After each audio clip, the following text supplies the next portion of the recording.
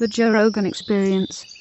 Well, it's fascinating to me that the geneticists would rely on the archaeologists, being that the geneticists have the actual DNA that they can examine, where the archaeologists are piecing things together. Yeah, absolutely. Little tiny bits of information over the entire landscape. Yeah. And then you consider how much information they don't have access to that's in the ground. Exactly.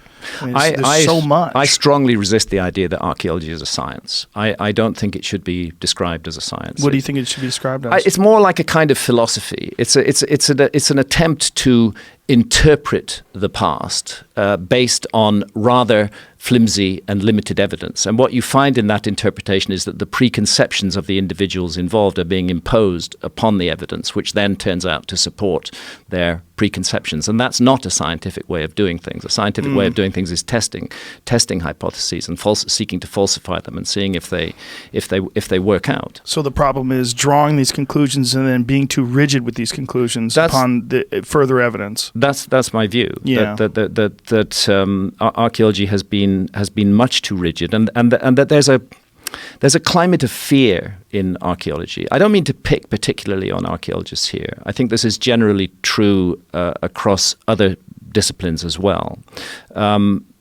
These days, academics are driven by the need to publish research papers. That's what they build their careers on. If they can get a paper on their bit of research published in Nature or the Proceedings of the National Academy of Sciences, etc., that's good for their careers.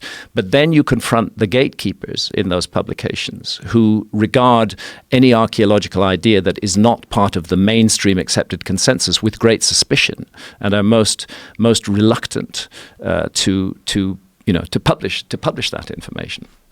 Now, what is the mainstream when archaeologists talk about seafaring humans? What do they date that to?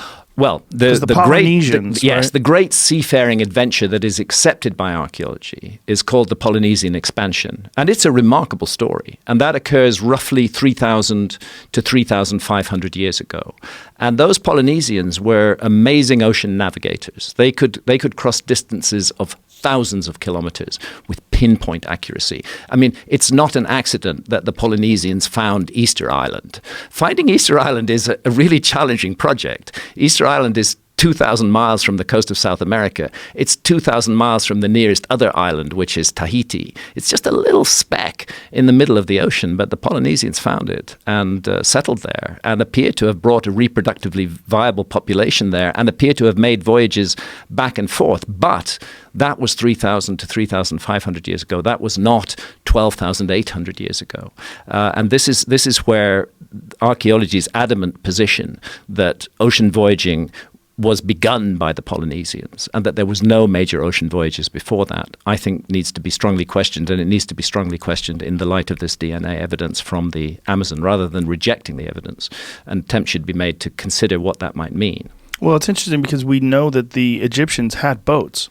Yeah. And so, if there were boats 4,500 years ago, why do we think that they didn't try them out in the ocean? That doesn't make any sense, especially if they existed 1,000 years prior, which is also possible. Archaeologists wouldn't argue that the Egyptians had boats, but that is still within the framework of accepted history. It's the notion of a global navigating culture in the Ice Age that archaeologists can't swallow. It's a subject that I've kept on coming up against over a number of years. I think the best evidence for it is ancient maps, which show the world as it looked during the last ice age. I've first explored this in Fingerprints of the Gods, and I've touched on the mystery again, and I have an appendix on the subject in this book, because I think these are very important. We're talking about maps that were drawn roughly between the 1300s and the 1700s. In other words, in relatively recent history.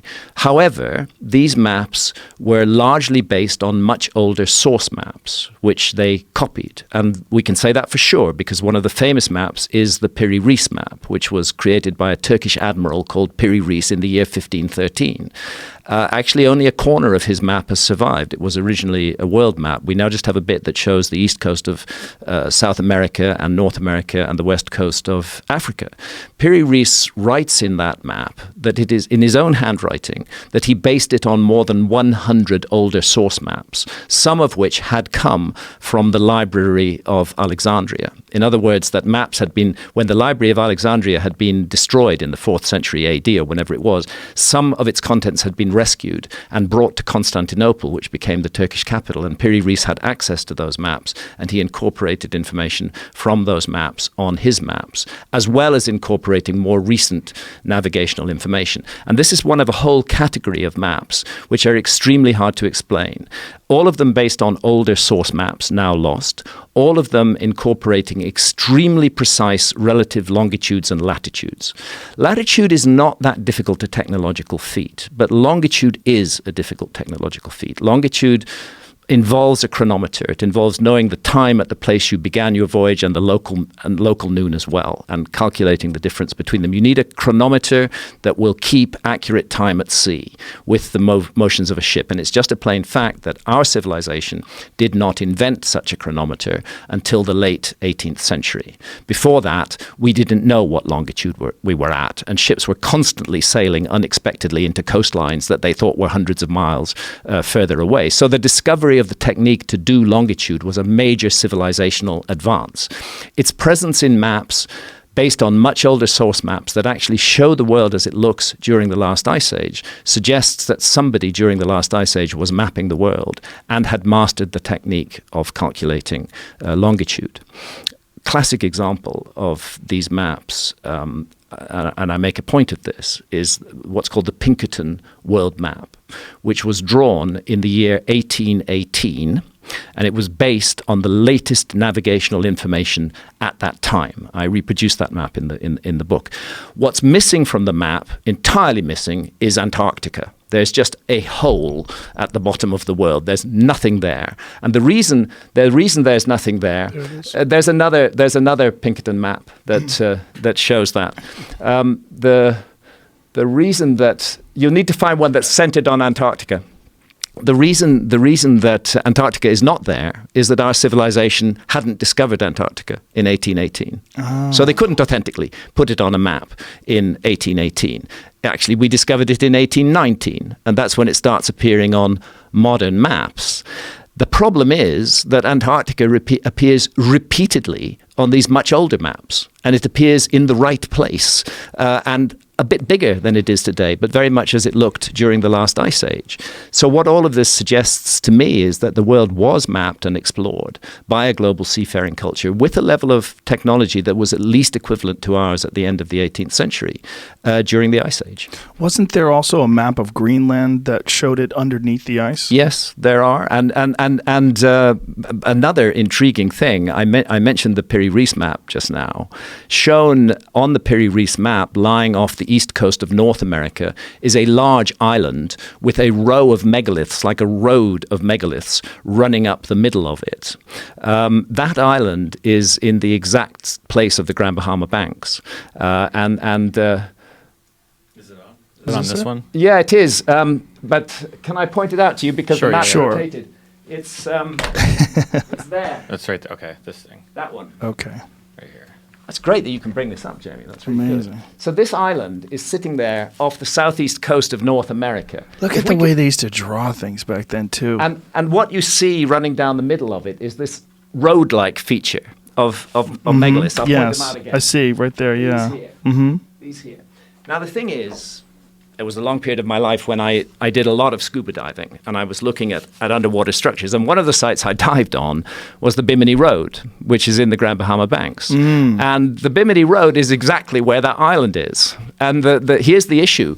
I don't care whether the Bimini Road is natural or man-made. For me, the mystery is that it is shown above water on that map. And the last time it was above water was thousands and thousands of years ago. So for me, this is all evidence that we shouldn't dismiss the possibility that our ancestors had achieved a level of technology where they could explore and map the world's oceans. We shouldn't dismiss that. There it is right there. There's So the we Bimini don't Road. know what those stones are or how they were created, but boy, do they look artificial. That's Yonaguni in Yeah, Japan that's we're looking Japan. at now. But Go back to that image, Jimmy, the last image that we were just looking at. Look at that. I mean, Yeah. that looks so man-made. And you can see that it's rather like the pattern that's shown on the island in the map. How deep is that today? Oh, it's not very deep. It's about 20 feet. But we think that was above water at some point. It was definitely above water during the last ice age. When it finally went underwater, may have been as late as 8,000 or 9,000 years ago. Is there anything else compelling that's in the immediate area that seems to indicate that there was some sort of a man-made structure? Well, nobody's looked for it, and the whole effort of archaeology has been to dismiss the significance of the Bimini Road. How would they dismiss that? Well, they say they say it's totally natural. Come on, is it? Go back to that image I'm again. looking at some other ones. This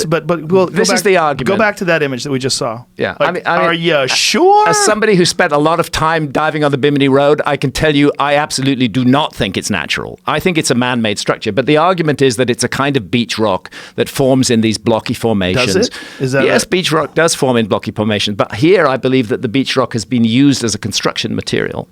But I repeat, the key issue is not whether the Bimini Road is man-made or not. The key issue is that it features on a map above water. And that is a dating project. That tells us that somebody was mapping that bit of the world when it was above water. And Jamie, that go back to that last takes us back a long way into the past. The one that you just pulled up. Yeah, look at that one. That's a stunning place. It's an amazing sight. It's just like the odds of that being in that order with those uniformly sized rocks for how long is that? Oh, hundreds of feet. It's a huge. It's actually shaped like the letter J. It's a giant underwater structure. It's really an enormous thing and very beautiful to dive on. And there's lots of very gentle, sweet nurse sharks down there that you can play with. So that looks much more like random. That's more random, and bits of it do look more random, and bits of it look highly constructed.